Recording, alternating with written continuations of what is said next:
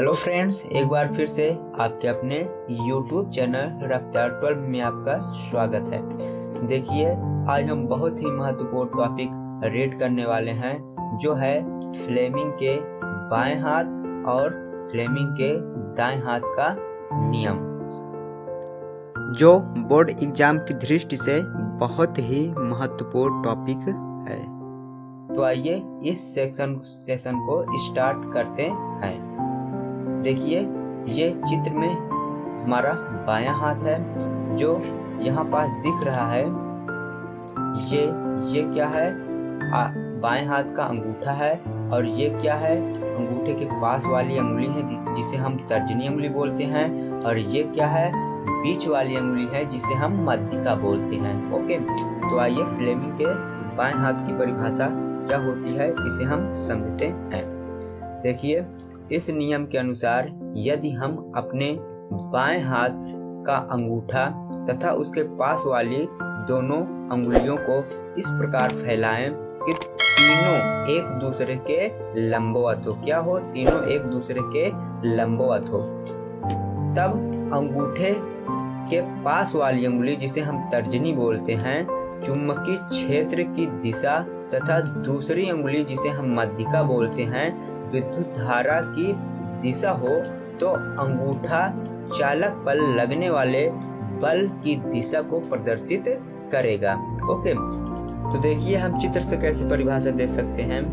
देखिए, ये बायां हाथ बना हुआ है, तो हम कह सकते हैं यदि हम अपने बाएं हाथ के अंगूठे तथा उसके पास वाली दोनों अंगुलियों, ये वाली हो गई हमारी तर्जनी, ये हो गई मध्यिका, जो अंगूठे के पास वाली दोनों अंगुली हैं, तो हम कह सकते हैं यदि बाएं हाथ के अंगूठे तथा उसके पास वाली दोनों अंगुलियों को इस प्रकार फैलाएं कि तीनों एक दूसरे के क्या हो? लंबवत हो।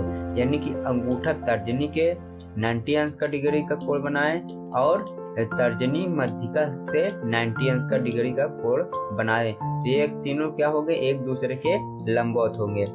यदि इस स्थिति में हो तो हमारी तर्जनी वाली जो अंगुली होगी, यानी कि अंगूठे के पास वाली जो अंगुली होगी, चुंबकीय क्षेत्र की दिशा को प्रदर्शित करें, और जो हमारी मध्यिका होगी और विद्युत धारा की दिशा को प्रदर्शित करें, तो अंगूठा क्या होगा? चालक पर लगने वाले बल की दिशा को प्रदर्शित करेगा। इसी प्रकार हम इस परिभाषा को समझकर लिख सकते हैं। तो आइए एक बार फिर से देखते हैं चित्र में समझकर।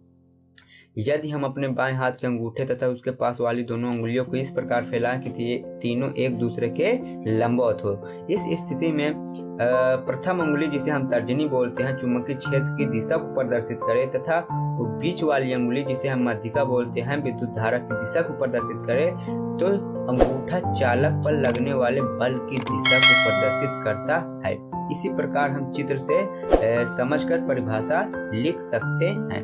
तो आई होप फ्लेमिंग के बाएं हाथ के नियम से आप परिचित होंगे। तो आइए हम फ्लेमिंग के दाएं हाथ के नियम देखते हैं। देखिए, अब हम देखेंगे फ्लेमिंग के दाएं हाथ का नियम। देखिए, ये क्या है? चित्र है, और इस चित्र में ये हमारा क्या है? दायां हाथ है। तो दाएं हाथ के नियम क्या कहता है, आइए देखते हैं। देखिए, हम लिखे हैं कि इस नियम के अनुसार यदि हम अपने दाएं हाथ का अंगूठा तथा उसके पास वाली दोनों अंगुलियों को इस प्रकार फैलाएं कि तीनों एक दूसरे के लंबवत हों, जैसे उसमें था उसी प्रकार इसमें है, तब इस स्थिति में अंगूठा चालक की गति की दिशा, ये जो हमारा अंगूठा होगा, चालक की गति की दिशा तथा अंगूठे के पास वाली उंगली, जिसे हम तर्जनी कहते हैं, चुंबकीय क्षेत्र की दिशा को प्रदर्शित करेगी, तो बीच वाली उंगली चालक में प्रेरित धारा की दिशा को प्रदर्शित करेगी। ओके, तो ये हमारा क्या हो गया? दाएं हाथ का नियम हो गया, जो हम परिभाषा लिखे हैं। तो आप देख सकते हैं। तो आइए चित्र से हम इसको भी समझते हैं। ओके, देखिए, हमारा क्या है? दायां हाथ है, ये हमारा अंगूठा है, ये अंगूठे के पास वाली अंगुली है, जिसे हम तर्जनी बोलते हैं, और बीच वाली अंगुली है, जिसे हम मध्यिका बोलते हैं। चित्र में आप समझ गए होंगे। तो इसकी परिभाषा हम कैसे दे सकते हैं समझकर। देखिए, यदि हम अपने दाएं हाथ के अंगूठे तथा उसके पास वाली दोनों उंगलियों को इस प्रकार फैलाएं कि तीनों एक दूसरे के लंबवत हो। इस स्थिति में अंगूठा चालक की गति की दिशा तथा अंगूठे की पास वाली उंगली विद्युत चुम्बकीय क्षेत्र की दिशा को प्रदर्शित करेगी, तो बीच वाली उंगली चालक पर लगने वाली प्रेरित धारा की दिशा को प्रदर्शित करती है। तो ये हमारा क्या हो गया, दाएं हाथ का नियम हो गया, जो आप चित्र से समझ सकते हैं। तो आई होप आप चालक फ्लेमिंग के दाएं और बाएं हाथ के नियम से आप परिचित हो गए होंगे। तो यह वीडियो आपको अच्छी लगी हो, समझ में आई हो, तो लाइक शेयर एंड सब्सक्राइब जरूर करिएगा। और ये हमारी वीडियो देखने के लिए धन्यवाद।